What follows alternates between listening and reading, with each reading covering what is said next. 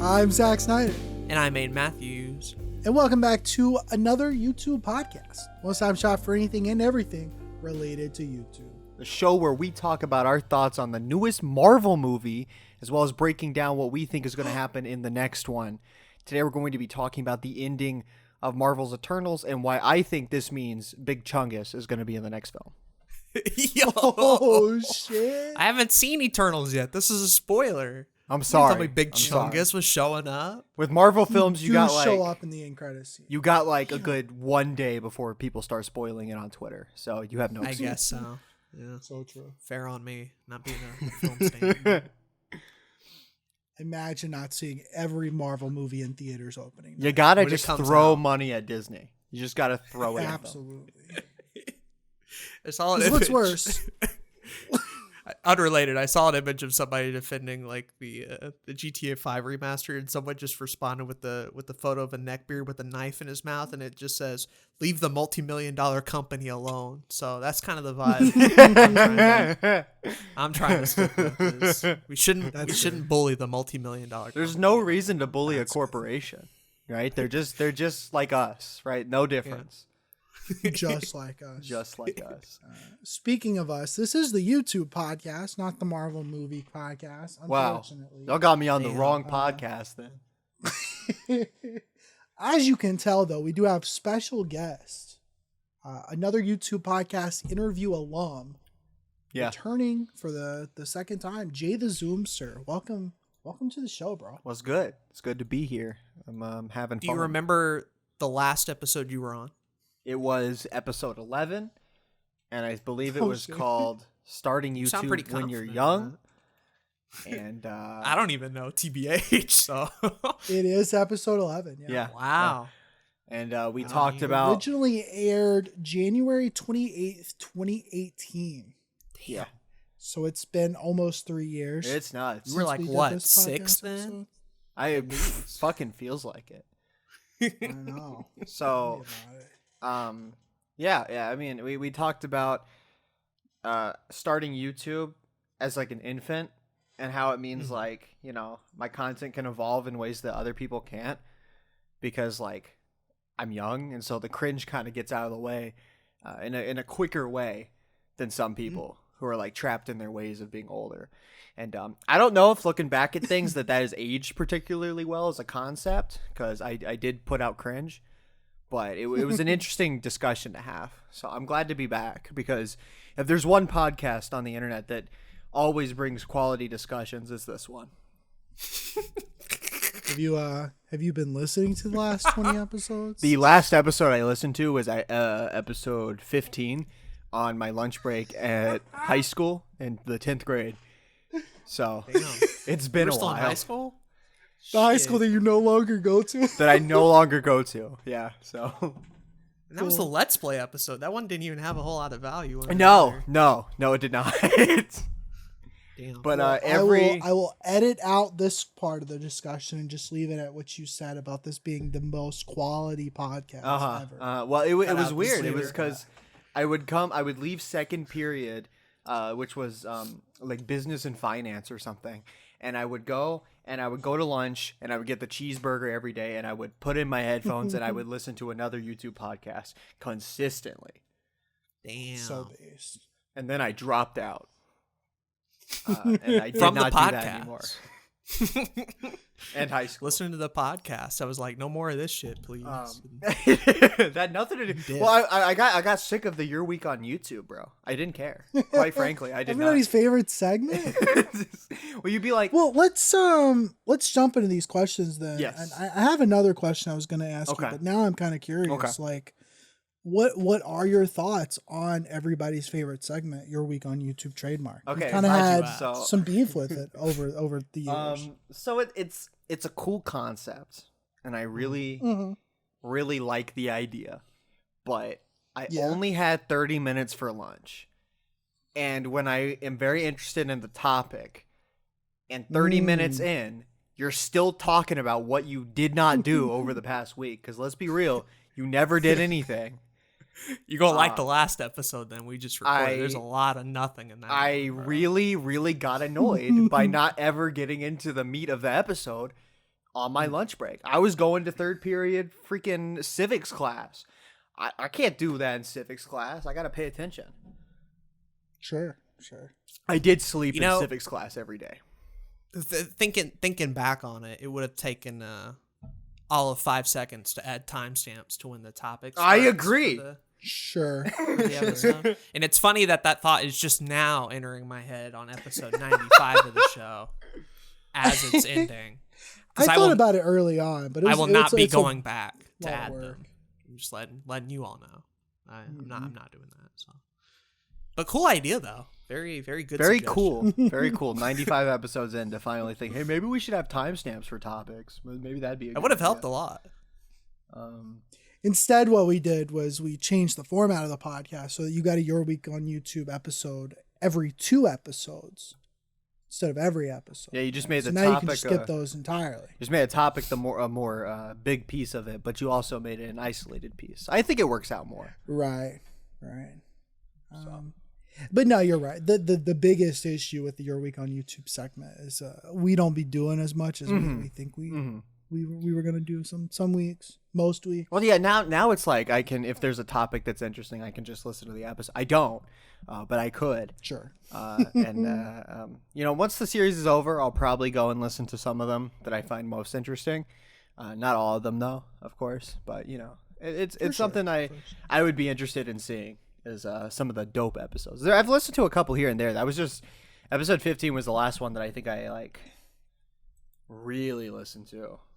But we're ending soon, so you have plenty of time to catch up on it and give them all dislikes. Nobody will see the dislikes. I remember I was really sad to hear that the podcast was ending. I was like, dang. Y'all ending the podcast. Well, my favorite. Apparently podcast. not sad enough to leave a comment. No. Topic suggestion. Just more of a, that's unfortunate. Anyway, what was I doing? Yeah. Oh, right. Eating toast. Right. I better get back to that. Yeah. For real. To be fair, I was sad about the podcast ending probably 2 months ago. Yeah, we talked about it 2 months ago at this point. Well, very cool with it now. It was kind of just like, I guess the podcast do be ending, right? It's good to end out on 100 episodes. It's a nice round number. For sure. I agree. I think that it's the best way to do it rather than ending on episode 132 or something, right? When you realize you're sick of it. Right. So it's a good idea. I like that idea. For sure. Well, cool. I wanted to ask you a different question. Also not on this list of questions, just because I had the idea. We've sort of been talking about podcasts a little bit here and there, and since our time doing that interview, you've started 3 or 4 different podcasts. I have. I just wanted to ask you, has your experience with podcasts been as chaotic as ours, or has it been better? What's been your thoughts? I think the problem that I've had with podcasts is I've never had one as, I guess, easy to pull off as something like another YouTube podcast, because I've done, a Flash podcast where Zach, where we talk about the episode after it airs. And, it's fun to do that sometimes. And there's some fun stuff we've talked about in the episodes, but it kind of just became a thing that we just prefer to talk about without having to make content about it. We just like to talk about the episode after we were done, right? It kind of got exhausting watching a show that you really like, only to be like, oh, now I got to film a 30-minute video or their podcast about it. And really, who's going to listen to it?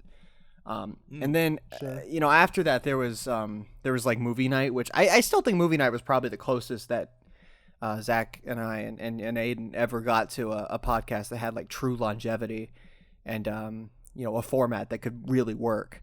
Because then there was too early. It was too early. Yeah, a year absolutely. Off. Yeah, we were a year off from that show actually working.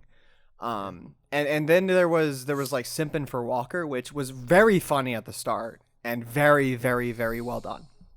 And then the show got really bad. And it kind of turned into the Flash scenario of we didn't want to watch it, nor did we want to record a 30-minute podcast episode. The issue with the Flash podcast was we started with season 5. Yeah, we started with season 5. It wasn't even the beginning of it. No, it was 16 episodes in. What I was hoping with Walker was, we're starting from the very beginning of the show, so there's longevity there for sure. But like you said, the show just got bad. It got really uninteresting, right? It wasn't fun to watch, and it especially was not fun to record a 30-minute podcast for. And then the last 100%. Podcast was the best one, the one I've been waiting for, the JaytheZoomster podcast. Which you forgot one. Not that one. What did I forget? Go back. The best podcast, Titans and the Trashmen, bro. Oh.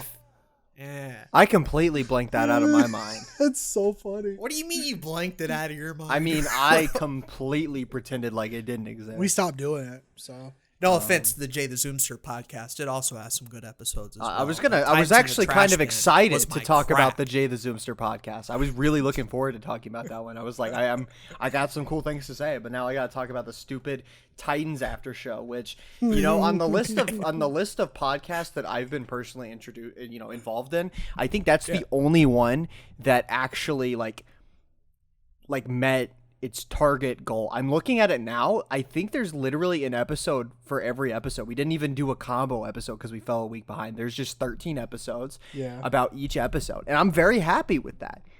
You did it. It's all season 2. It's all season 2.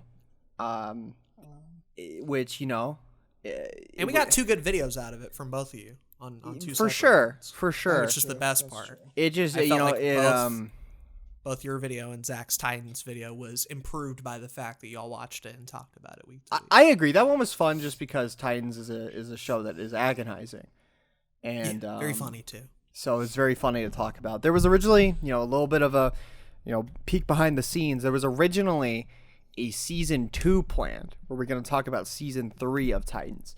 What happened though was season 3 started decent and had some quality to it, and then got boring, and then all 3 of us, because Aden was watching with us, we haven't watched it. The season's over now. It's concluded. We haven't watched since episode 5. It's done. And that should tell you that. And I'm done too. And I don't think I'm gonna watch it, quite frankly. No, I'm good. That's kind of what happens when the show moves away from being like dog shit to utterly interesting, but also just like not doing anything special. It was utterly decent television, and utterly decent television is fine when it's like The Flash and I'm 8 seasons in and I'm invested and too engrossed to stop watching. When it's season 3 and you're at that level of mediocrity, I'm not putting up with it. I need it to be horseshit or I'm not watching. It's also like fine to watch casually. Like if I just watch TV shows just to watch them, sure, I'd probably finish it. Yeah. But a lot of what I watch is to make a video at it at some point. Titans is literally a show that Zach and I were watching to make content for. That's how it's always been. Yeah. Titans is not, and it wasn't, and sure, it was decent, and episode 3 of season 3 was really good, but it wasn't fun to make content for it because I wasn't able to shit on it, and I had nothing of note to say other than it's fine. So, petered off. Unfortunate, but that is how it happens. And then talk about the JaytheZoomster podcast. I was very excited to talk about the JaytheZoomster podcast. Yeah, it is a very fun podcast, and one that kind of falls up into the I don't do it as much as I wish I did. I really want to. It's kind of a lot to juggle. Hard, though. It is. For real. It is. We're looking at the episodes. They're only 15 minutes roughly. Mm-hmm. The last episode was November 2020. It was the Undying Curse behind the scenes podcast episode, which is dope. I love doing that. Yeah. But it's I really like movies I watched in blank month. I thought that was a cool segment. Because that's something I could have made a video, but I did a podcast for him, and I was also just on some absolute goofy energy in those episodes, which I think made them really funny to listen to. So the JaytheZoomster podcast, I'm not going to make any promises where I'll say, it's coming back, guys, I have grand plans, because I don't have any plans. But that also doesn't mean that I'm not going to do it more. You know what I mean? It's kind of in this, it's not even on a hiatus, it's just there. There's it'll stuff will happen with it, and there will be new episodes, but I'm not planning on anything. 100%. I think it's interesting hearing a little bit of your struggles with podcasting stuff, because it kind of puts into context that this shit's really hard to do, especially consistently for a long amount of time while also keeping it interesting. And what you just described, where you had like 4 or 5 different ideas, that all could have been long form podcast, and the struggles and the high points and all of it, I think really goes to show that like it's a hard thing to do, to have an interesting, entertaining podcast. It gets even weirder when you look at, I have a review of Arrow season 8 episode 9 and season 8 episode 10, which kind of, you know, also filtered into another thing that could have been its own podcast, just an Arrow podcast, right? Movies I Watch could have been its own podcast. You know, Undying Curse Behind the Scenes could have been its own podcast about behind the scenes of videos. I have an interview with Aden, which could have been an interview podcast, but it's kind of all into one, which made it a little unfocused, but I feel like it probably made it a better podcast overall, even though it was unfocused. Certainly better than juggling like 17 podcasts, which is what I probably would have done a couple years ago. So it just kind of became a backup for like content I didn't want to put on YouTube. I just didn't want to put some of these on YouTube, right? Like, I stopped doing Arrow, and, you know, I stopped doing TV show reviews, but I still wanted to talk about Arrow, right? So I switched to the podcast format. And that's not even including like the comic shop shit that we tried in like 2017. For sure. Yeah, you were on numerous Lions on our Nerdcast episodes. That train wreck of a podcast. Yeah. Gaming Through the Ages. That was fun. That was a fun one. That was one that had. Yeah, that was one that had 0 longevity. If you want to talk about longevity, that was a show that we had 5 episodes planned max about gaming franchises and how they've evolved. But wouldn't you know, like, me and Jay have not played through enough franchises to make that like a long running thing. It got to a point where the franchise we were going to talk about we hadn't even played. That is a podcast that would be fun to pick a franchise, play every game in it, record an episode, and do it like once every other year. Yeah. That would be really fun, but that's not what we were doing. Really cool. We were not doing that.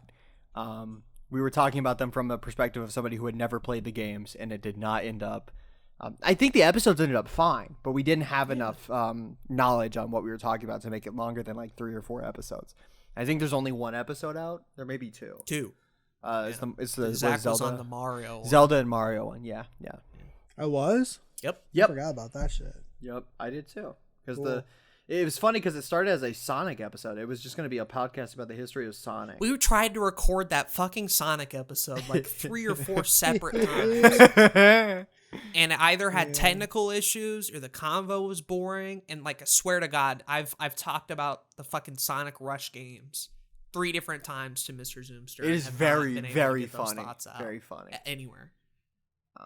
But yeah, so we're just bringing back all sorts of memories. So, yeah, that's basically how I feel about podcasts. I think they're fun, but they're tough to, you know, figure out what you're gonna do about it. So absolutely, I do plan to do more with the JaytheZoomster podcast. Just, you know, I'm tired of saying I'm gonna do stuff and then not doing it. So, you know, it's off in the future, right? Something will happen. What a move! When will it happen? God knows, not me. Ask him. So true, bestie. So true. I got a pretty big, important question for you. Okay. It's going to be the very first question, but we started talking. We got some interesting shit out of it. But I guess I'll just come out right and say it. Why are you so sus? This is very good. This is a very good bit. I like this a lot.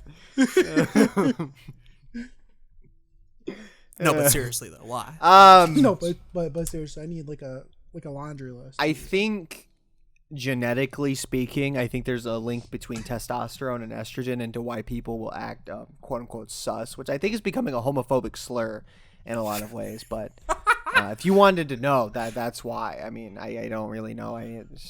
Too much estrogen is what you're blaming it on? I don't get that. I don't get the point here. I think. I mean, it's just saying shit. It's not a very well researched topic. Sure. So yeah. I mean, if you were talking about Among Us, I'm the imposter. Like 2 out of every 700 games I play. So I'm not even that sus in that regard. And if you're talking about being suspicious in real life, I'm the most boring person. I don't do anything. I sit in my bed, I go to work, I come home, I go to bed, I go to work the next day. and then like I go to work on my off days to watch a movie. Like I don't do anything special. Mm-hmm. This man be going to work. Oh shit. Let's talk about that. Okay. Let's talk about the Okay. work shit. Because last time you were on the podcast 3 years ago, you were still in high school. I was 16. Yes. Yes. I am now so, 19. Recently, you just got a job. Mm-hmm. How has it been, and how has it kind of affected the YouTube side of things? Okay. I work for first of all, I work at an AMC cinema. Very small one. There's 8 auditoriums. None of them are really that large. But it's a very fun job. I was looking for a job, and I wanted a job that I would, one, have good benefits that I would use. So nothing like working at Bojangles with like free meals and I get sick of Bojangles, right? I don't want that. True. And I wanted a job that I won't say easy because, no job's really going to be easy, but I wanted one that wasn't stressful because I don't know if I talked about this in the last interview, but, I have anxiety and, depression too, but that comes with anxiety. I have like massive social anxiety, which has always made like getting a job and, going to school hard. So I didn't want anything that was going to like be hurt by that. Like I didn't want to have a job that I was going to be bad at because of my anxiety, which kind of put fast food out because I felt like that'd be too stressful. Certain jobs like Walmart, I felt like could be too stressful. So I really settled on a movie theater because I was like, the benefits of that are like free movies and discounts on like drinks and popcorn, which sounds great. And also all you do is like clean, sell some tickets, like make popcorn, fine. And I have to say, my expectations were absolutely met. And this is a very, very simple and pretty stress-free job. I did get medicated as soon as I got the job, so maybe that has helped. But I also think that at the same time, the job has been very very easy as a first job. I have not had many issues in that regard. Well, it is good that you mentioned the whole ivermectin thing because that definitely played a part in your mood and changes and stuff for sure. Usually, Aden, I like to go along with your bits, but I'm not even gonna entertain this one. You tell me you don't? Are you denying the? When you said you were medicated, it's not ivermectin? No, it's where is it? It is sertraline hydrochloride tablets USP. Damn. And then in So the morning I take bupropion extended release. So you heard that, everybody. Follow along at home if you want the JaytheZoomster medication plan. Yeah, it's like the routine, like my morning routine. What I say is except they're controlled substances and not makeup. Sure. But yeah, the job's been fun. I have abused the free movies already. I've seen Marvel's Eternals twice now. Only one of those was free. I paid for a ticket because that's the stupid thing. I guess it's not stupid. It makes sense, but you can't like see movies on opening night for free, which again makes sense, but it's a little annoying. Yeah. That's why you ain't seen Clifford yet. That is well. Usually by like the next week, the movies calm down. I don't think Clifford will. That shit's been massive. I'm talking sold out showings, like every showing. It is nuts. It is an epic dog, though. He do be big dog. It do be big red dog. But absolutely great. I prefer the concessions discount more than the free movies, honestly, because the concessions overpriced as hell. So now it's actually like a manageable price. So I dig that. But yeah, it's been good. It's a really stress-free job. Not telling anybody that, hey, go work at a movie theater is an easy job, because it's not. I do be living through hell some days, but I feel like it would be much worse working at somewhere else, right? Somewhere that's not as stress-free as that. So, and as for impacting YouTube, I have not done anything on YouTube since I got the job. I plan to. I've just been trying to get into like a rhythm. I'm still pretty early. I only started it on October 9th. I don't know when this podcast will go out, but I assume it'll be close to then, at like a month apart probably. I started around October 9th, and so I've been there a little over a month now. And I'm still not quite into the rhythm of, going to work, coming home, knowing what... I'm not quite at the point of truly grasping how to spend my free time in the way that I want to. But once I am in that point, I'll be making videos again easily. It has taken up a bit of my time, but also I wasn't exactly putting out content consistently before I got the job either, so I don't feel like it's that big of a change. I've always found too that for whatever reason, when you have infinite free time, it is harder to manage your time than when you actually like have a job or have to go to school. I agree there. Back on some of my most productive months, and it was like sophomore year of high school or working at Taco Bell that I hated. So I have a feeling that like once you settle into it, it probably will be easier than where you were before, where you, like you previously mentioned, be waking up, sleeping, yeah, etc. Well, it's like because when you have infinite free time, right? It's kind of like an issue because you don't know how to spend it right? Because you'll always think, oh, well, since I'm not doing anything tomorrow, I'll just do this thing tomorrow. And then tomorrow comes and you're like, oh, well, since I'm not doing anything tomorrow, I'll just do this thing tomorrow. Meanwhile, when you have a job that's going to be taking up like 8 to 10 hours of your day, there isn't, I'm going to do this tomorrow. It's because I'm going to be too damn tired when I get home from my job. So instead, it's like, I'm going to do this now because I have the shot. Whether that's watch a movie, watch a TV show, work on a video, work on a book, read a book, anything like that. Eventually, when I get real picky. Yeah, when I get more into it, I'm going to start to get real picky about when I want to do things and when, how I want to do them. So I feel like by like January, probably, right? I feel like I'll be really into it. I might have quit by then, though. Who knows, right? Maybe one Clifford showing was too much. Yeah, we'll do a follow-up interview in 3 years just to see how that really went down. But yeah, it'll be episode on Instagram TV. Instagram. Oh god. Look out for that. Oh god. Yeah, the job's been good. I've enjoyed it. Really, the worst part is really cleaning. Maybe it's the anxiety medication, but like up front isn't that bad anymore. I hate dealing with cash, but luckily there's like a coin shortage going on, so like we be a card only 90% of the time. So that's really helpful because all I do is put the card in.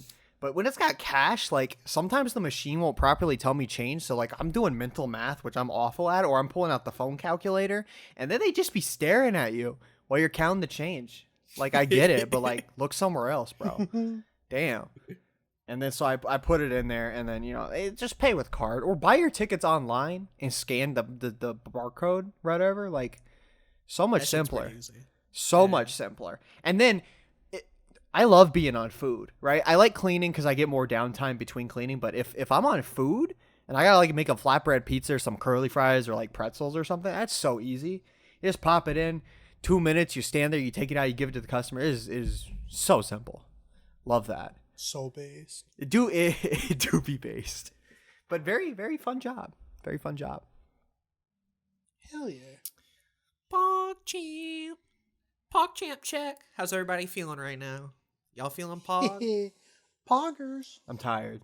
Aden, can you move on to the next question? I'm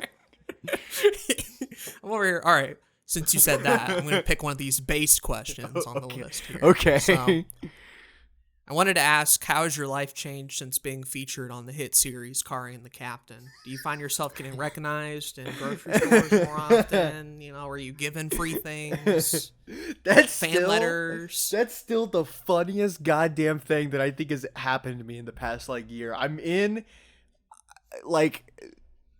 15 seconds at most in a Kari and the Captain episode. I think the funniest part is only one part of my 15 seconds is enjoyable, and it's the part when Parker randomly pulls out a camera, starts filming me, and I don't know how to react because I'm awful on camera, so I'm just kind of sitting there awkwardly, and then his actual roommate opens the door, a dude that I've never met, and he just stares at me, and he's like, who is this guy?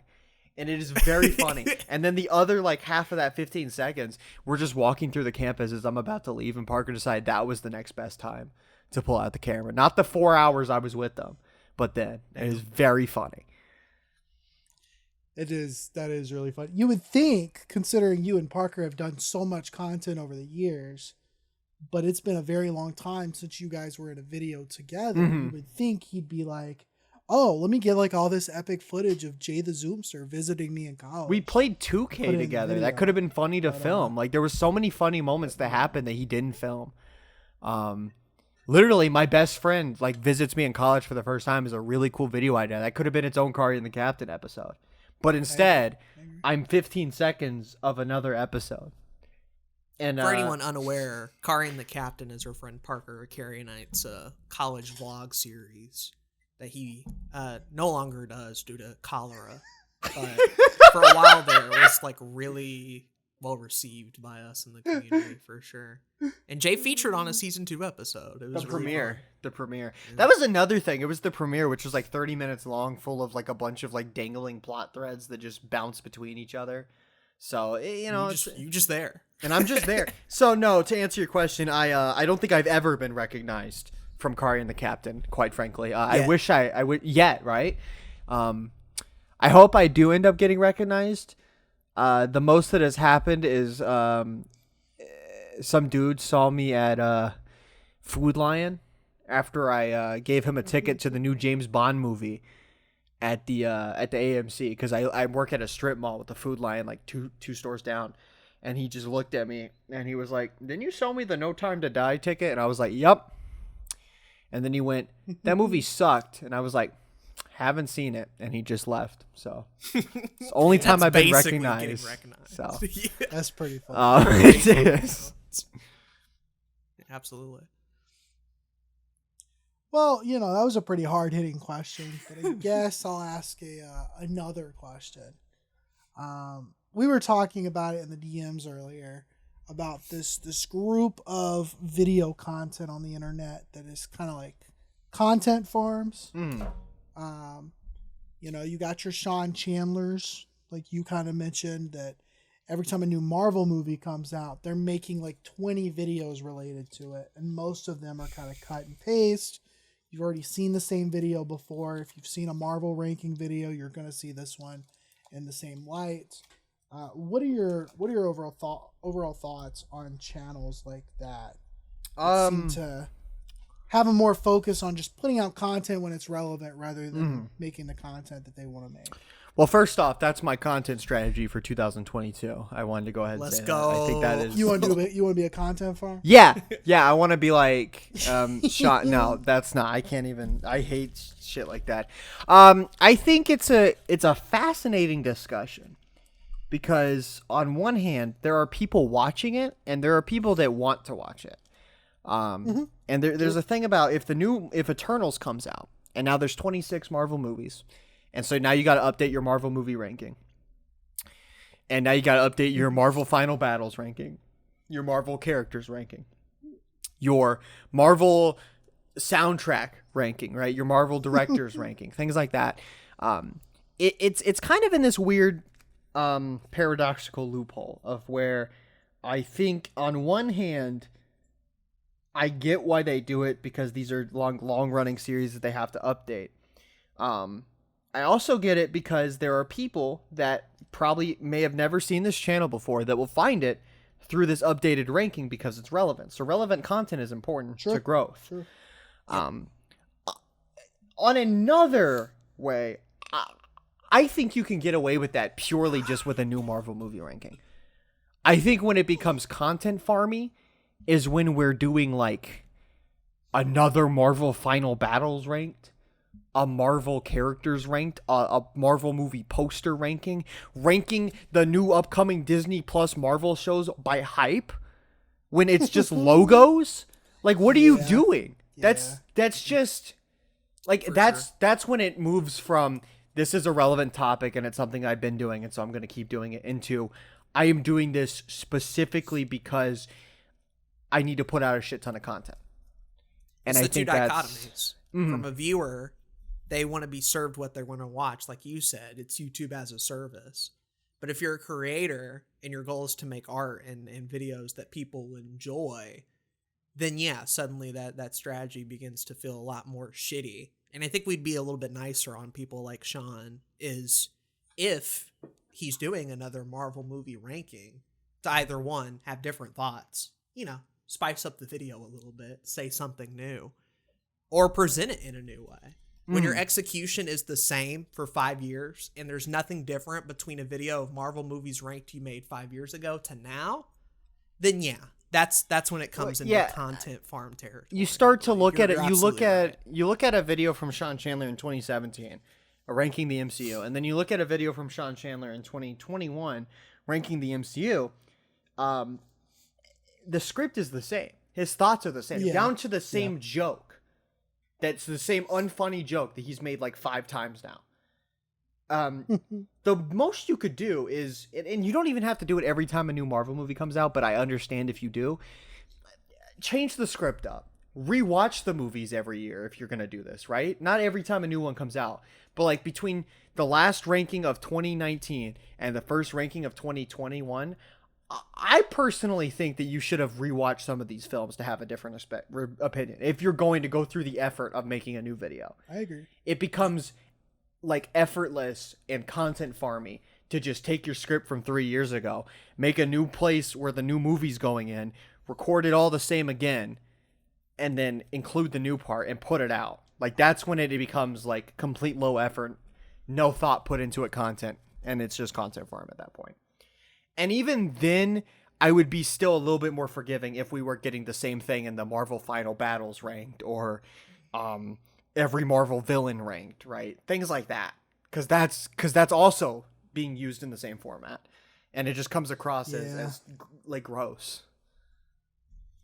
I think the problem for me personally is like websites have been doing this for years. You know, you got things like BuzzFeed where like a new Netflix show comes out. They're going to make a lot of articles related to it. It makes sense on a website standpoint. I was about to say, I am entirely okay with something like Screen Rant having a new article ranking every Marvel movie because that takes like no effort.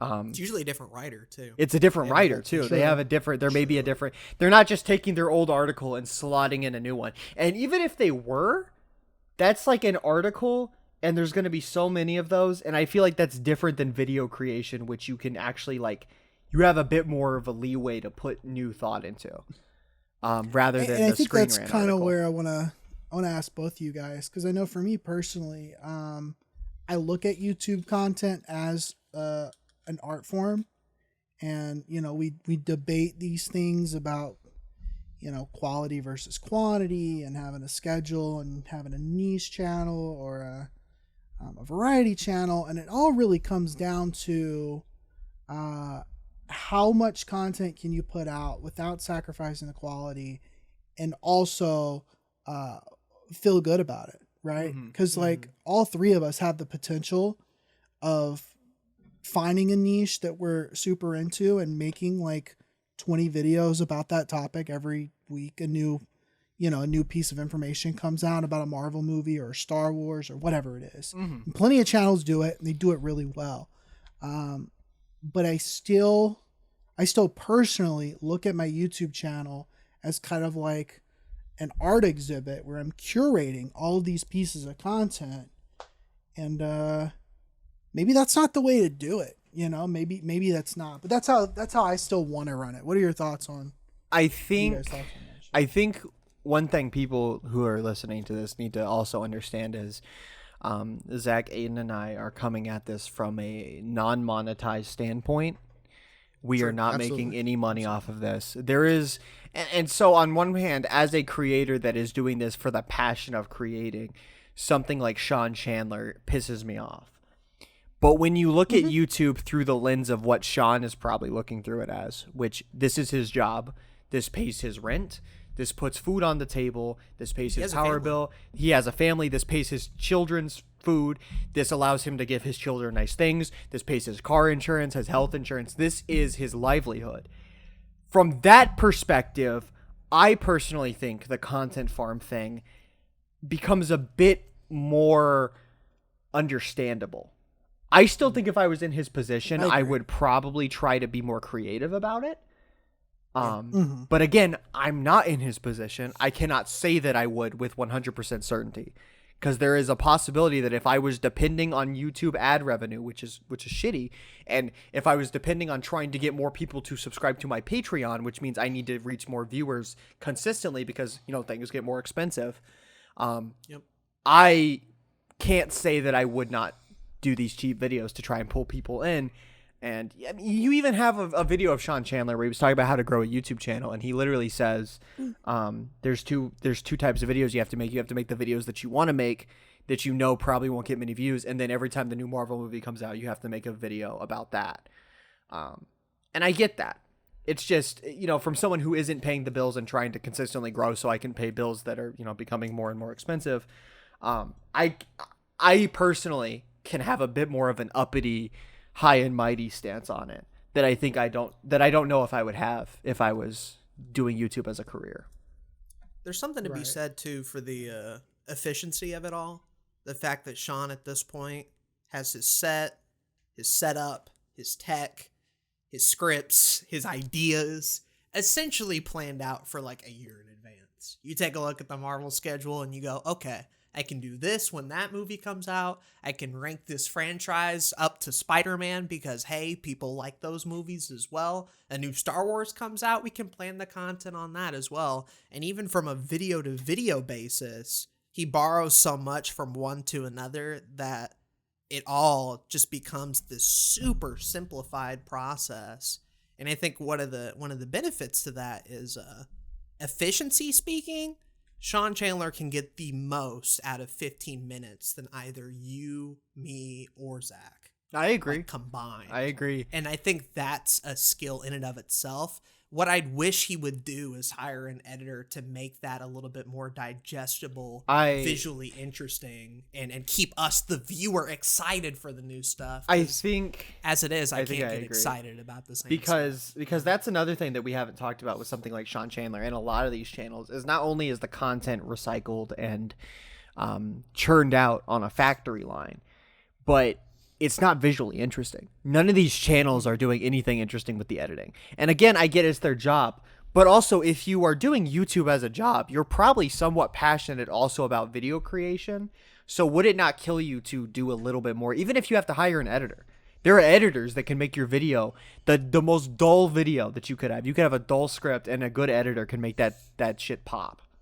It'd be very interesting to watch. So all someone like Sean would need to do is hire an editor. And again, this is not entirely about Sean Chandler. There's numerous of YouTube channels that do this all the time. There's a lot of examples. I even mentioned, I kind of pitched this topic to Zach and Aden, and I mentioned there's like, I like the CW Arrowverse, and there's these channels that will take a 25-second promo that launched on the Instagram page for the show and turn that into 3 10-minute videos where the entire visual substance of the video is the same 5 screen grabs from the promo that they keep playing over and over again, and each screen grab lasts for like a minute each, and the video's 10 minutes long.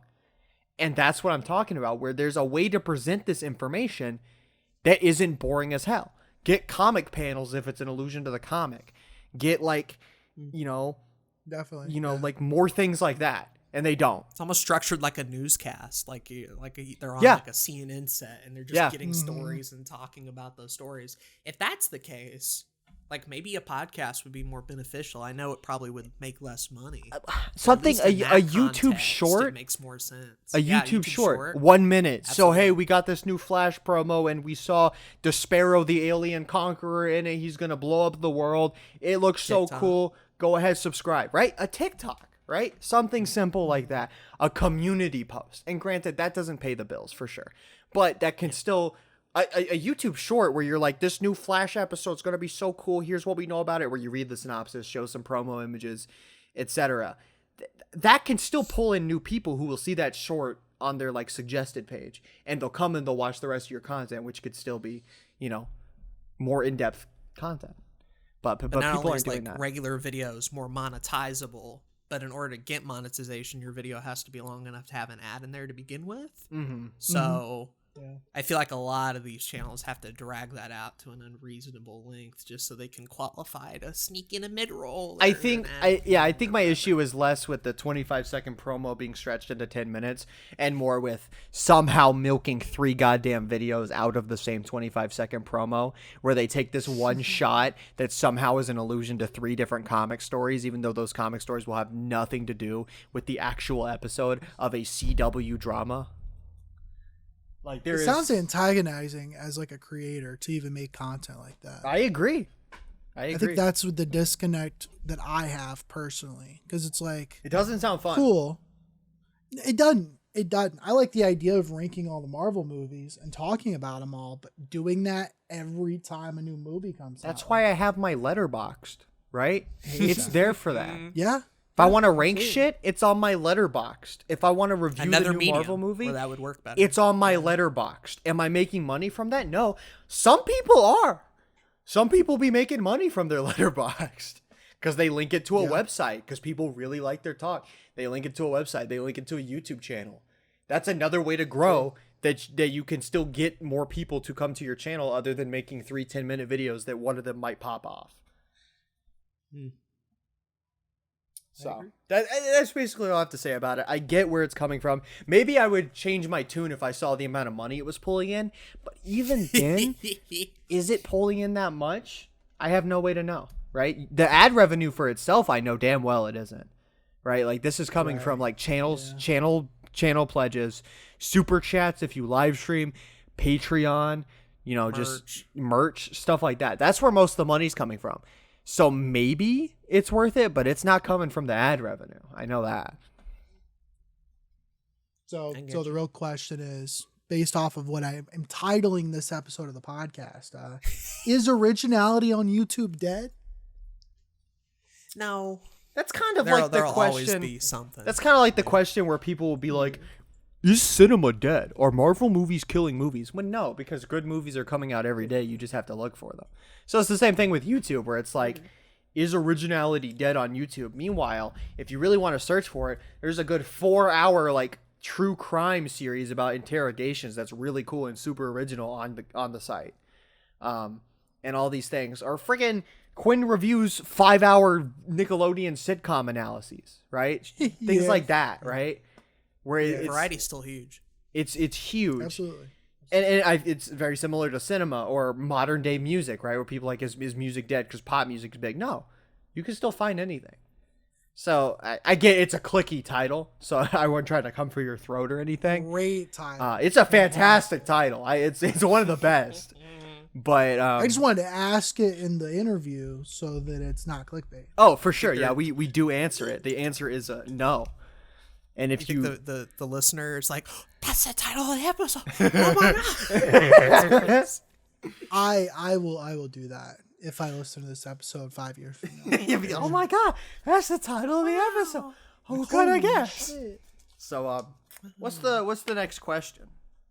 I got one for you. Okay. We're talking a little bit about visual interest, and I think if I were to pinpoint one of the biggest differences between you back in 2018 to now is that your videos have gotten a lot more visually interesting. And I know we talked about it for a long time, but I really gotta commend you for like following through on that and making each video a bit more visually pleasing for the eyes. Thanks. So I wanted to ask, like, how did that process happen? How's your editing evolved in recent years? So I used to make the exact type of content that I just spent the last 30 minutes shit talking. Yeah, so I brought it up. And I then realized that I wasn't growing to the point where I was going to make any money from this or any, nothing was happening. And then I also realized, hey, this isn't fun. I don't do it consistently. I dread doing it. I'm putting out 3 videos a week. And I don't have enough time to put care and heart into the videos to make them visually interesting. Because my videos, they're all private now. You're not ever going to watch them. But they're like, I'd be like, it's the new Flash episode. Here's some trailers and promos from it. If I was a little quirky, I'd download the episode, convert it, and put it into like my editor and include scenes, but then that got copyright blocked sometimes. So I stopped doing that and it was just use stills. And then sometimes the stills became too much work. And so I would just have a freaking a red background that said what I liked, and I would talk about it, then what I disliked, and then a rating, and the video ends. And I was miserable. That was the worst thing I'd ever made. I did not want to keep doing that. So then I was like, I remember you were talking about quitting for a while. I was like, there is absolutely no way to make episodic reviews interesting visually and fun to make. So I stopped doing them. And I switched to, at first, essentially the same thing, just movie reviews. But like, from the jump, there is a noticeable difference. From my Arrowverse reviews of The Flash and Arrow and Titans and things like that to my Gone Girl video where I have a title card, I have animations, I have music in the background, I have a structure, a script. So it was a big jump to make, and it evolved mainly just because, one, Zach was making content kind of like that. Aden started kind of making content like that. I watch content like that. So I started to transition. And then, you know, for a little bit there, I start to ungodly fall into another formula. I was making movies like Blank is Awesome, stuff like that, right? Where I was, you know, making things that were granted better and more visually interesting than my last content, but I was slipping back into the monotony of like, now I'm just making movie reviews, right? I've transitioned from TV shows reviews to movie reviews. So I put a stop to that real quick. And I think the big turning point for my content as far as visual intrigue goes is the Transformers video. That's what I would have said. Because it had a lot going. I had title cards for the video itself. It was like The Disaster That Is Transformers. I had title cards for each film with the main like Linkin Park theme song from each of them. I had, you know, like a lot of cool animations, Rotten Tomato scores popping up, things like that. But that's not the biggest turning point for my content, in my opinion, because that would be what followed a little bit after, which is the David Fincher video. Because the Transformers video convinced me there's only so much I can do with trailers. Because I used to just download the trailer of the film and try and splice that up like 2 or 3 trailers. And Transformers proved to me it can work, but it is a bitch to edit trailers. So when the David Fincher video came out, I downloaded all the David Fincher videos, all the David Fincher movies, and I had full, you know, movies to edit and cut. And from then on out, videos took longer, but they were looking better. I could say, I like this part when Jake Gyllenhaal's character in Zodiac does this, and I can actually show it. Show the part. Yeah. Right? And like at that point, my videos transcend, you know, what they were. And it gets even better from then because eventually I do more with the title cards. I start having elaborate intros. I start doing a bit more animations. Now I have a border. By the time we're at the 3rd MCU film, I got a backdrop and a border and like, you know, like things like this, an in card, things that I've never had before. So by the time you get to like MCU Part 3, I'm doing crazy shit, right? At least for me, like shit I've never done before. And then you get into the 2021 content, of which there has been a lot less, but there, you know, there's still been content, and the visual intrigue has been static a little bit now. I'm just kind of moving. I'm perfecting what I settled on with the final MCU film or video, right? I'm kind of in a good space where I'm just trying to make what I'm doing better without really changing anything. Because I don't think there's any way I can change what I'm doing now to make it better. I'm kind of content. You know, I just want live action stuff too. I am. That's another thing. I am doing a lot more live action stuff. I have not a fantastic camera, but a pretty good Sony digital camera that I can film pretty good videos with. I mean, I put out like 2 Black Mass Saga episodes in a decent amount of time, which has significant live action bits. I have a freaking fight scene in one of them with like sound effects and, you know, goofy little like pow, zip, wow, like comic book pop-ups. Shit happened. It's fun. It's really fun. And I think I want to keep doing things like that. I think the future of my content is a lot more live action stuff like that, but also a lot of like video essay type like review stuff. But I'm also a little worried that I'm falling into another trap of being the channel that talks about a lot of things at once, like all of my MCU retrospectives, I'm talking about a bunch of things in one video, or my supernatural content, I'm talking about a bunch of things in one video, you know, things like that, right? Where it's kind of becoming a little bit of an issue of but then I don't want to make a video about one specific thing, because I don't want to make a video if it's not going to be meaningful, right? And something that people would want to watch. And I feel like more people are interested in more elaborate breakdowns of things. And it's gotten to a point where I'm spending more time on videos because I'm getting anal about, if I say something, my footage better reflect that. And I'm cutting every time a sentence ends, even if I'm not changing the topic. Like, I do not want static footage. I want things that move constantly. I want animations. If I mention the freaking showrunner of Supernatural, you best believe a picture of that person is popping up in a cute little animation, and then they're gone in 3 seconds.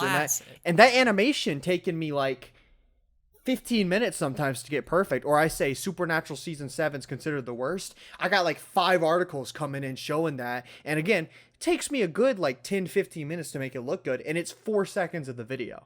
But I'm happy with it at the end of the day. And that basically answers the question of like how the visual style has moved, I think.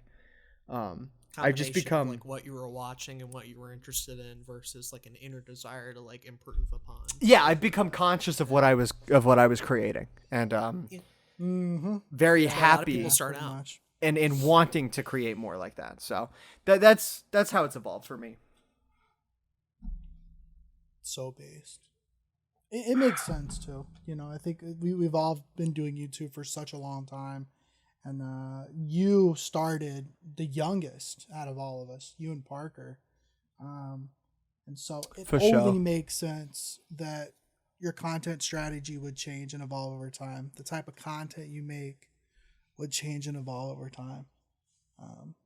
So I'm glad to hear that you're more content with your content now. That's really dope. Yeah, I just wish I could get more out, but that's something, you know, you can always work on. So sure, for sure. Well, you know, we've talked about ways you've changed over the past year and past few years, everything. But I want to take a quick break and talk about today specifically. What did you have for breakfast today? I didn't eat breakfast. Can I tell you the first thing I had today? Sure. That's what I consider breakfast. The first thing. That's fair. So my mom got paid yesterday, so she actually went out and got groceries because we were running low. I was having like top ramen and shit. For sure. And so my mom like comes in with some groceries, and the first day we get paid, and you know we, you know, get a little bit of, you know, little from the government, you know what I'm saying? So when we get that, right, we usually do this thing what my mom calls like individuals, where, you know, you pick out something from the store, TV dinner, frozen pizza, you know, air fryer chicken tenders from Tyson, stuff like that, right? Microwave burritos. And so my sister was like, I want baked macaroni and cheese. And my mom was like, you're fucking fixing it. So my sister fixes this big pot of baked mac and cheese. And then she's like, I'm full. And she ate like a quarter of it. And nobody else was hungry because we had our own dinner. So she puts it in the fridge. And I wake up and I have to go into work at like 4 p.m. And it's 2:30 and I'm hungry. So I ate baked mac and cheese at 3 p.m. Let's go. An hour before having to go into work. That shit hit. It did hit. It very much did hit. Very energized going into work. I like to eat before work because I don't like taking breaks anymore, which I think the capitalism's very much hitting. So I don't like to eat at work very frequently. I like to just go. Lose another hour of pay. Well, like, it's like 30 minutes, which for me, that's like $5. True. And that shit like adds up over the paycheck, right? That like, I work 4 days, that's $40 that's not going to be on the paycheck, right? If it come to it, I'll take a break. But, you know, if none of my manager offers, right? Like, shit. I get you. I'll just keep working. Like, I wanted to, because we have so many questions on here that we're just not going to get through. I propose we do a quick lightning round, if you will. Okay. That's a good idea. To get some of these off the board. So the idea is I'm going to ask a question. probably will be stupid. I just Okay. kind of want like a 1-2 word response, and then me and Zach will bounce off. So I'll start, and then Zach will start. And All right, this will we'll be keep fun. switching This off. this will be really fun. Okay. All right, lightning round. Here we go. Number 1, do you like Coke more than clit? That's cocaine. I have never had cocaine. I have had coitus, so probably clit. I would have to say. Awesome. Cool. Next question. How many bitches do you got? None. Alright. Well, the follow-up question was how the hell you got negative bitches? I did say earlier that you had negative bitches. I did. We had a contingency. I did say that. But none is a fair answer too. I did say that. That works. All right. Next, why you look like the kid from Chalk Zone? Can kinda I want, don't mean to waste any time, but He's got to look up the kid from Chalksaw. Yeah. Go to Take your youtube.com/JaytheZoomster. He's got his own YouTube account. I do kind of look like him. I think actually the hair was a little bit longer. Okay. I'd probably agree. All right. Cool. I kind of want to look like Snap. Snap looked kind of based.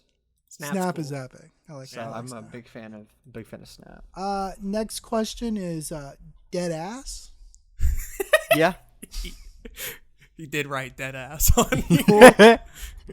All right. Next, are you jealous of Zach and I's Peggle ability? Yeah, I'm garbage at Peggle.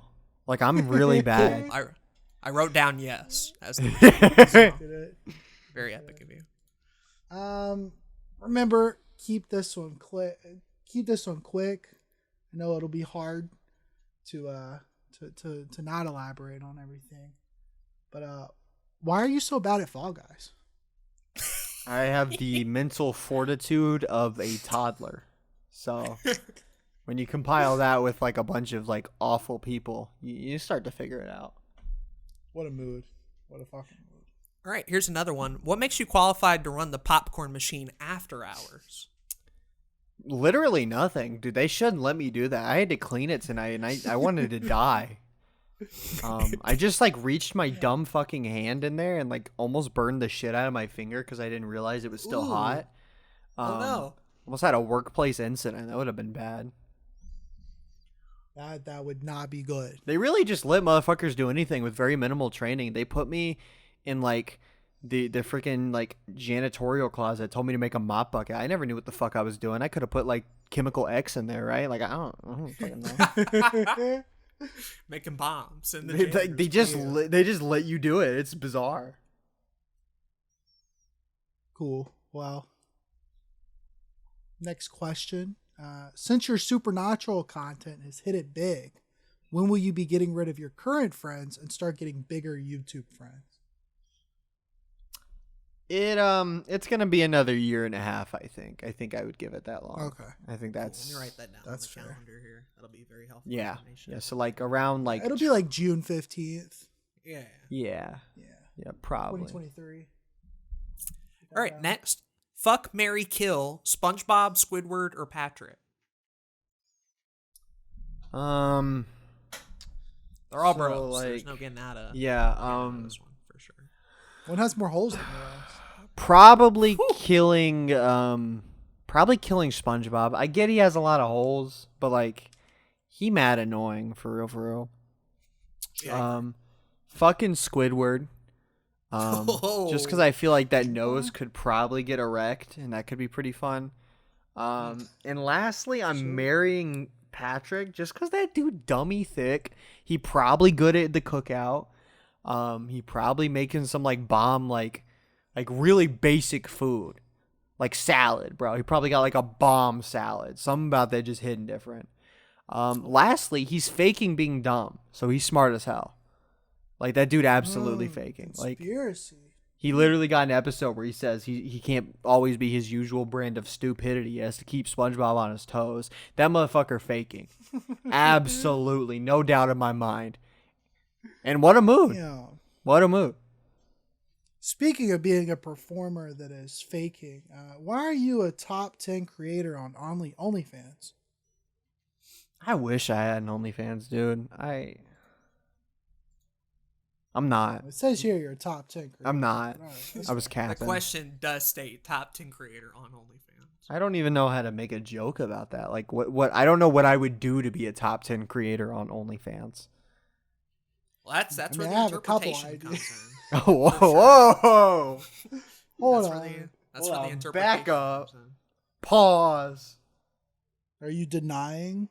You denying my advances? Yeah. I think this does constitute as workplace harassment.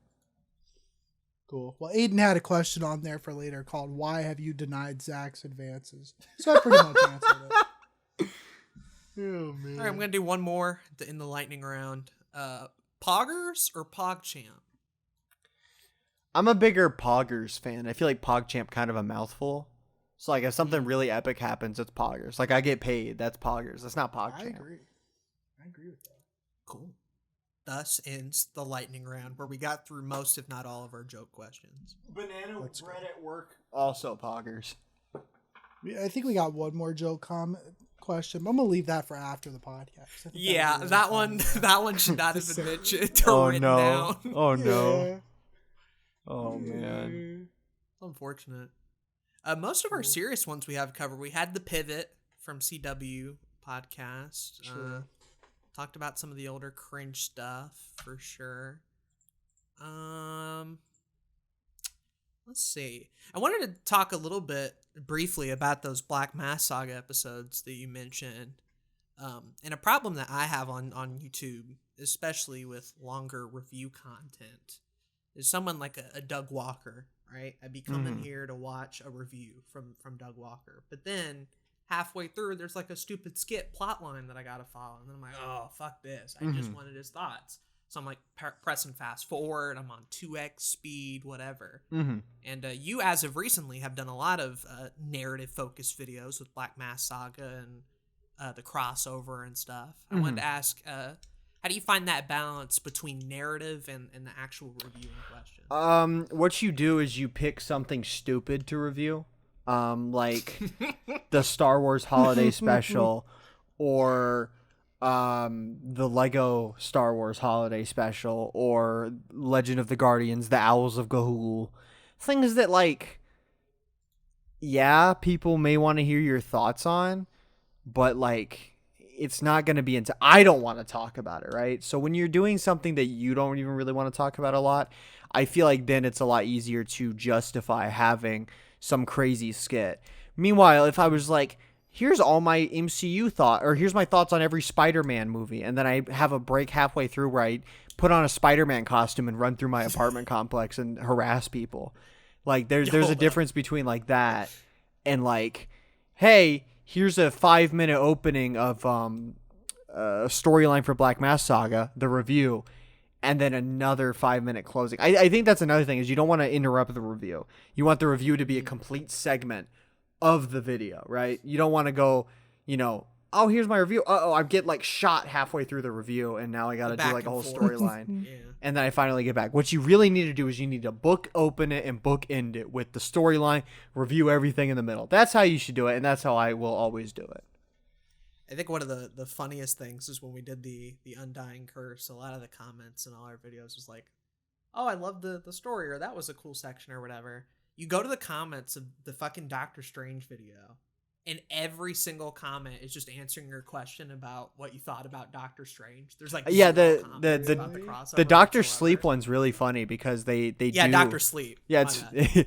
the Doctor Sleep one's really funny because literally, like Aiden's saying, if you go back to like the Zach video, it's all like, whoa, I can't believe Zach, spoiler, died, in the crossover, right? It's crazy. I can't believe all this happened.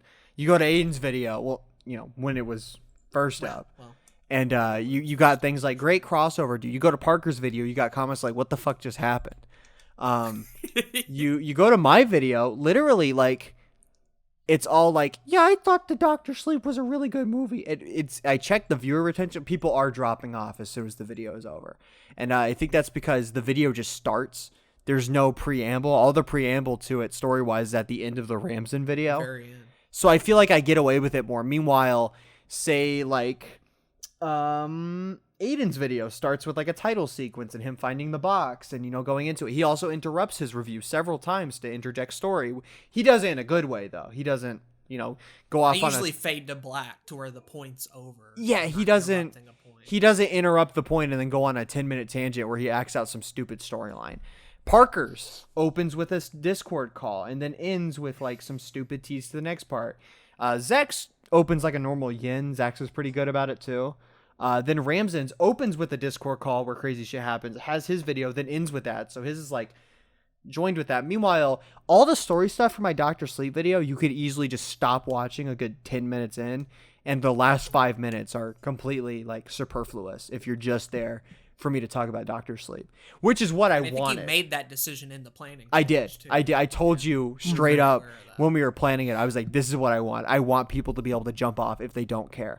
I don't want to have a video that comes out, especially for a topic I cared about, like Dr. Sleep, right? I didn't want people to do it anyway.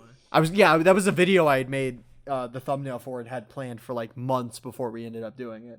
So that was something where I didn't want people to, you know, not watch the video because it opens up and I'm like, oh my God, I'm being chased by a ghost or something like that. I wanted it to be Dr. Sleep and then story at the end. That's why I chose myself for the finale.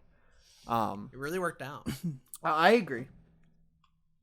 I think the other thing is you and honestly all of us have used narratives and skits sparingly throughout our content. Yeah. So the biggest issue with like a Doug Walker or like an Angry Joe is that usually they feel obligated to do a skit in every video. And so 99% of them are not entertaining.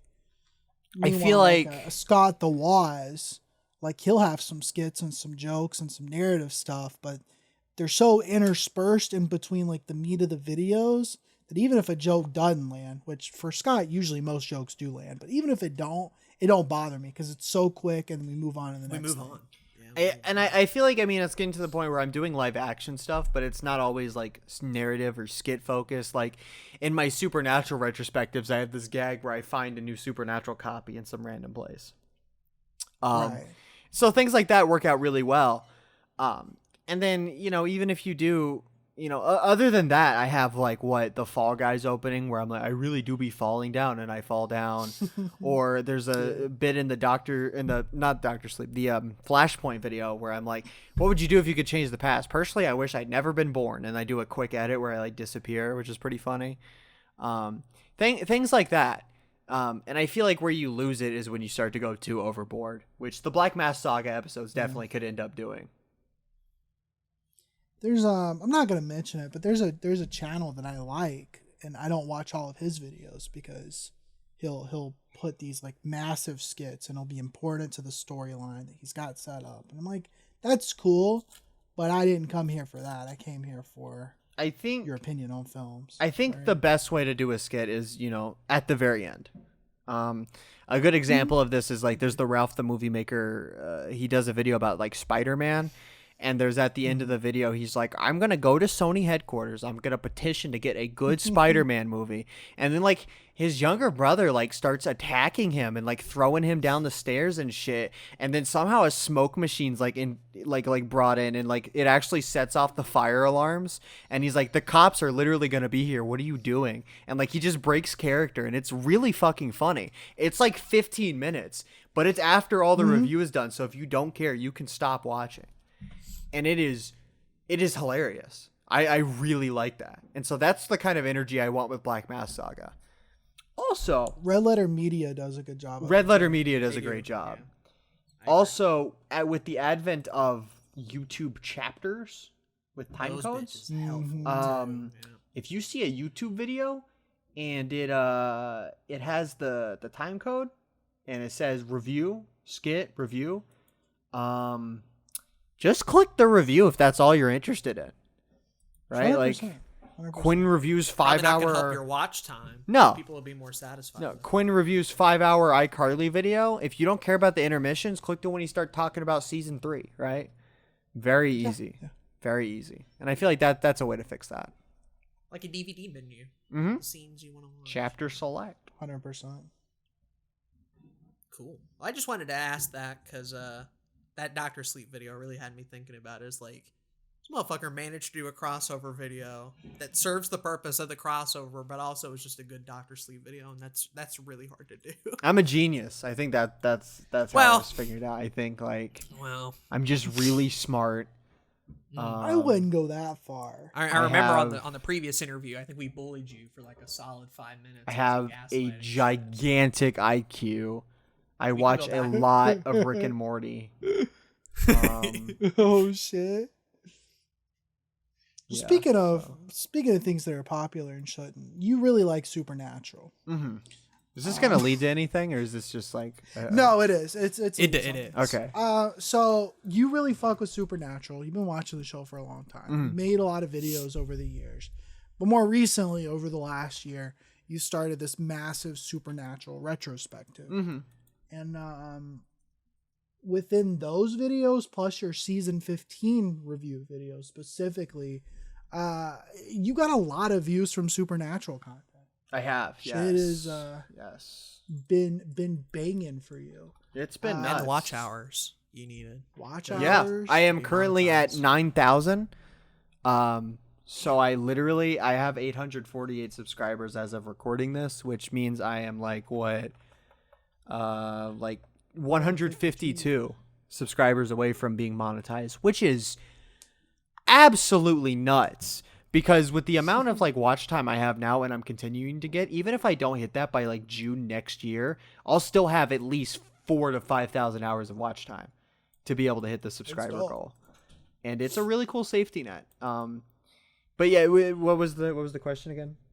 The question I was gonna ask is how's your outlook on your YouTube channel changed? Or has it changed since these videos have kind of gotten bigger? Did success make you suffer like DJ King? It's changed a little bit. I think it's also it kind of goes back to what I was talking about, where like I'd be kind of like putting out like a bunch of shit in one video, like 5 seasons of a show, talk about that in 30 minutes. It's kind of encouraged me to do a little bit more of that, which has been cool. I have more fun doing that, right? They're longer videos, but they're more entertaining. And it's worried me a little bit, because on some regard, I'm like, I don't know, like, do I want to be known as the Supernatural guy? But then I have a Flash Season 7 Sucks video that got 1,000 views. I have MCU videos that get like 500 views roughly, like pretty high views. My Phase 1 video has 533, Phase 2 has 485, Phase 3 has 460. You know, they're doing well. Outside of that, I have a Flash Killer Frost video that got noticed on Stan Twitter. I'm doing well in these videos that aren't Supernatural related. Even if they're not cracking like too far in the hundreds, I have a Phasmophobia video that has nearly 200 views. I have a Roblox video which did way better than I expected. Several videos like that. And then there's the big 44,000 view and counting season 15 video, which is the most viewed video out of any of us, which is insane. Yeah.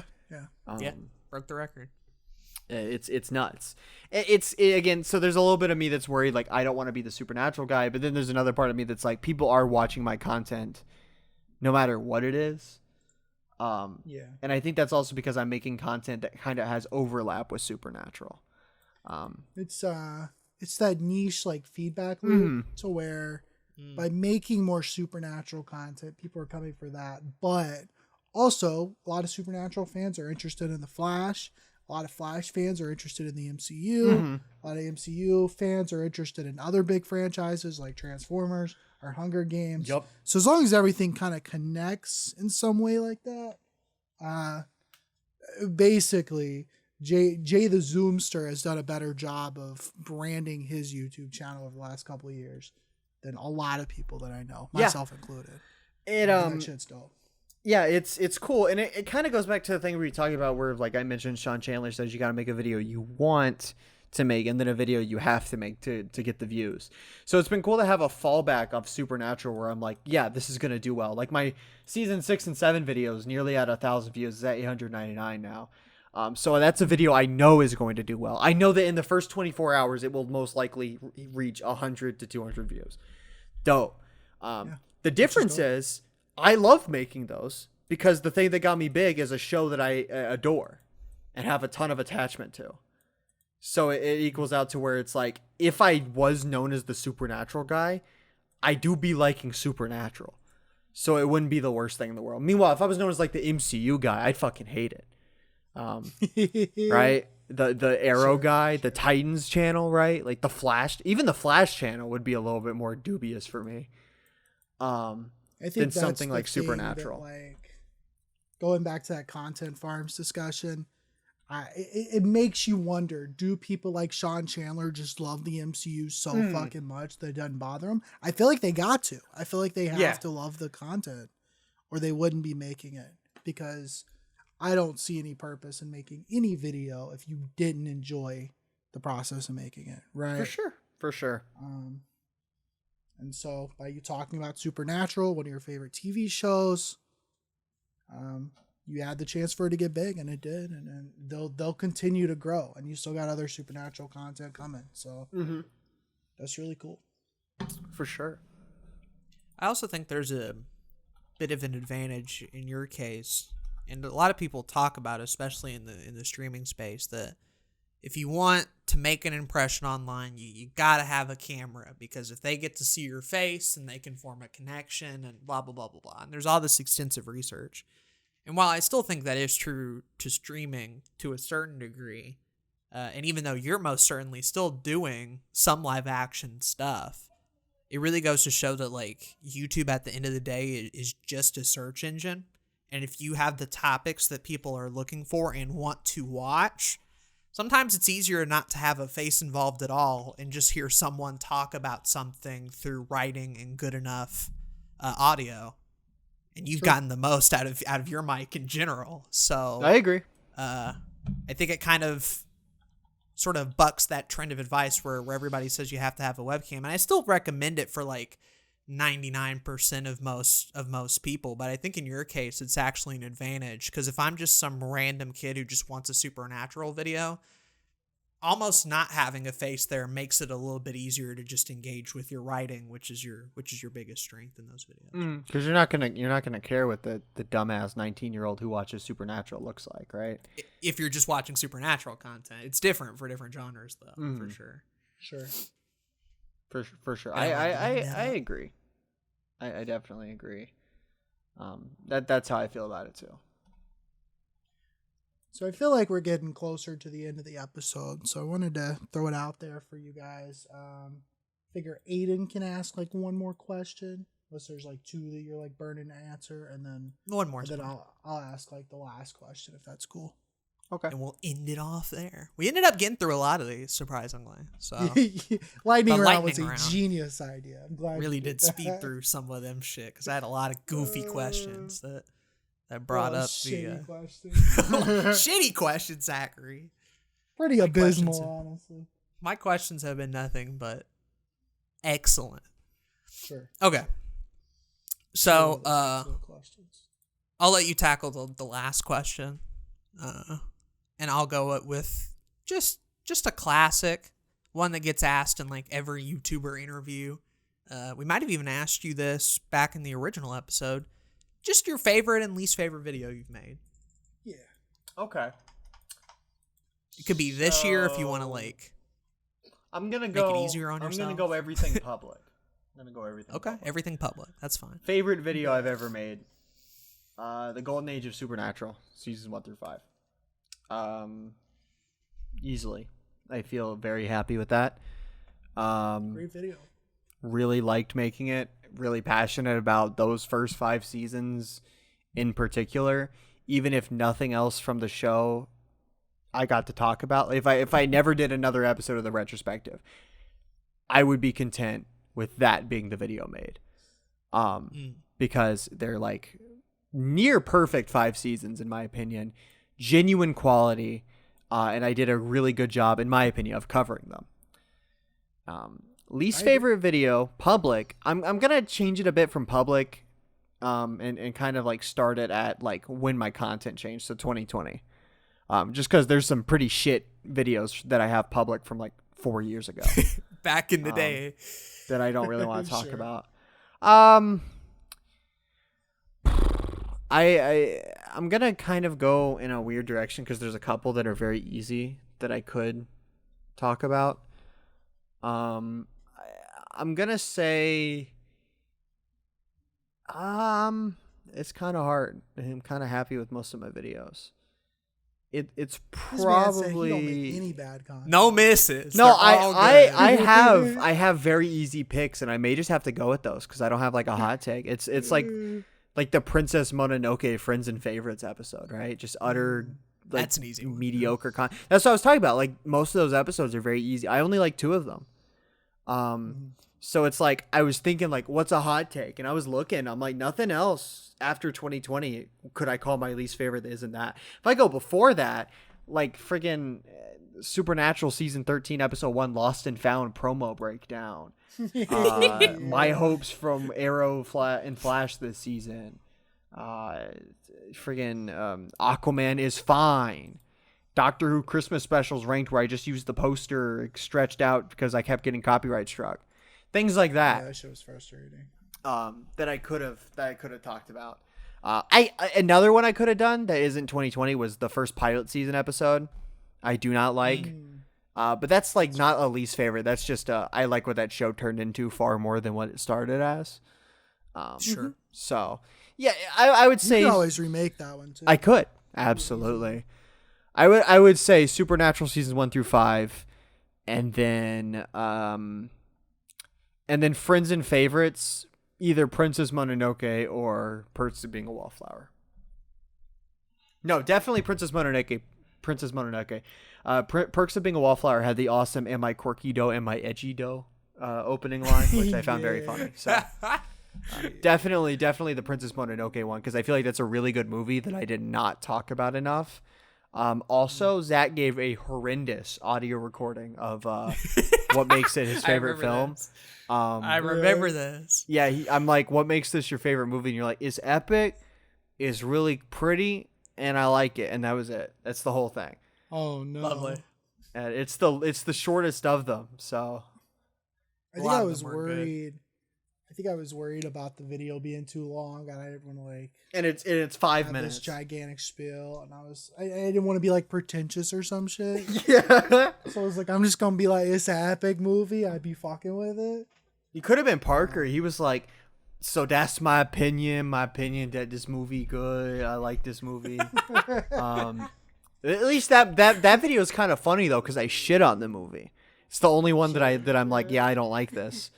The X-Men First Class one's a bit more boring, but like the Princess Mononoke is the one movie that I really liked that I don't feel like I gave enough respect. That's fair. Meanwhile, something like Back to the Future, I love that movie, and I talked about it. Aiden gave a fantastic audio recording. Finding Nemo's my favorite film. I had a lot of fun doing that. So yeah, Princess Mononoke is the worst video I've made. It's important to mention too for the audience. Like Jay said, he did private a lot of stuff. So back when we interviewed him back in 2018, there was a lot more content. But you and me especially have gone through the task of trying to unify everything a little bit and like just pick the best of the best that's still remaining and kind of make those thumbnails all in line with each other. Yeah. So that's worth mentioning because it's a little harder to choose from at that point, where if we're including everything, it'd probably be a little easier. I agree. For sure. There's a lot of old Jay Let's Plays that are classics. Mm-hmm. Definitely worse than the Princess Mononoke video. I'll give you that one. The classics. I'd be agreeing. Cringe Let's Play. I'd be agreeing. Cool. Well, Final question. We're at final question. It's a pretty predictable final question. But as we end this year of another YouTube podcast, as we end the podcast in general, during the finale, Aden and I will be asking this question. But what are your 2022 and beyond plans for YouTube? Interesting. Not your love life. I'd rather you keep that to yourself and not mention it. Yeah. Yeah. Well, you got 0 bitches, so nothing, I guess. My right? 2022 and beyond plans. So, I think first of all I want to put out better content and more content, right? 2021's been a bit lackluster. For what I put out. I like what I've put out, but I have been a little disappointed in the output. Like, it's been bangers, but like I could put out a bit more. I think. So, it's been what it is. And so for 2022, it's mainly I want to finish the Supernatural this Supernatural retrospective. So that'll be on the docket. I want to talk about I guess I can announce this here. Arrow is going to be 10 years old next October. So I have a Arrow 8-season retrospective planned. I have a massive 2-part Zelda retrospective where I'm going to talk about every Zelda game in timeline order, which will be really fun. Originally slated for this year, but let's be real, that was never going to happen. It's a big project. That'll be fun. That'll be really fun. I have another channel called JaytheZoomster Plus, which I'm gonna fully launch in 2022, which will be really dope. Oh, yeah.